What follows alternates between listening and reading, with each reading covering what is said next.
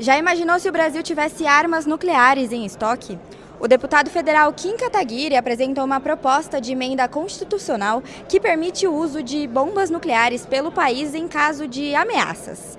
Para que o projeto seja protocolado, 171 deputados precisam assinar a emenda. Depois, a proposta passa pela Comissão de Constituição e Justiça, para o plenário da Câmara dos Deputados e para o plenário do Senado.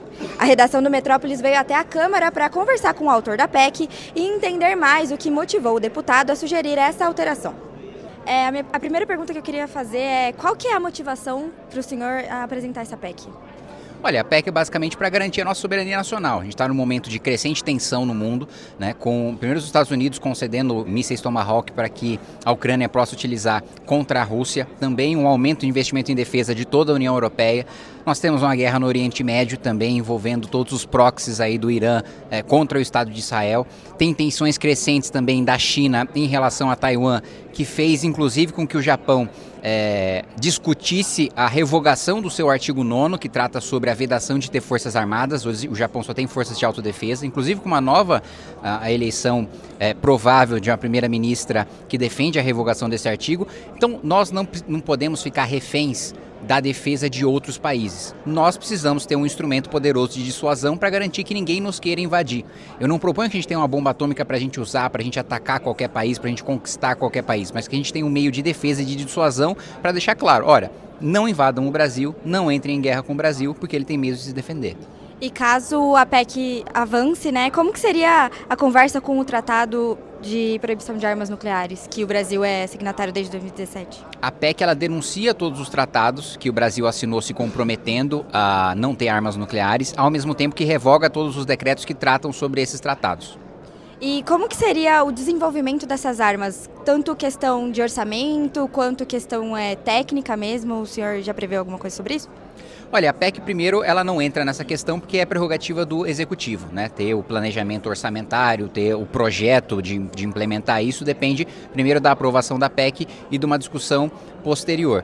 Mas o que eu posso adiantar para você, primeiro, que o Brasil ele não é neófito, né, em relação à energia nuclear, em relação a tratar de atividade nuclear, né? Nós temos a experiência de Angra e também temos parceria com países que possuem essa experiência, que possuem essa expertise.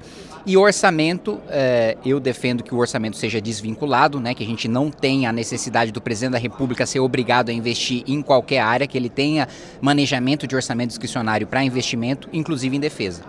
E como que está a aprovação dessa pauta? O senhor já conversou com alguns outros deputados? O senhor já teve contato com o Itamaraty, com as Forças Armadas? Como que eles respondem sobre isso? Não tive contato ainda com órgãos do Executivo. Aqui dentro do Legislativo eu sinto uma boa recepção. Vou começar a coletar as assinaturas na semana que vem, mas o próprio ministro do governo Lula, né, o ministro de Minas e Energia, falou sobre a necessidade da gente começar essa discussão de nós termos armas de defesa nucleares. E aqui dentro da casa eu vejo que há uma questão suprapartidária. Assim, eu não vejo grandes resistências ideológicas, tirando de uma esquerda mais extremada ali do PSOL, mas eu acho que há um entendimento, pelo menos da maior parte dos parlamentares com quem eu já conversei, de que é uma proposta razoável, de que é uma possibilidade que nós devemos ter na nossa Constituição e que a gente não deve se limitar num ambiente de tensão geopolítica de maneira a nos fazer dependente de outros países. E falando em tensão geopolítica, o senhor não acredita que esse projeto, essa proposta, cause uma instabilidade diplomática entre outros países e o Brasil? Olha, eu acho que não, porque vários países mantêm relações diplomáticas com outros países que possuem bombas atômicas, né?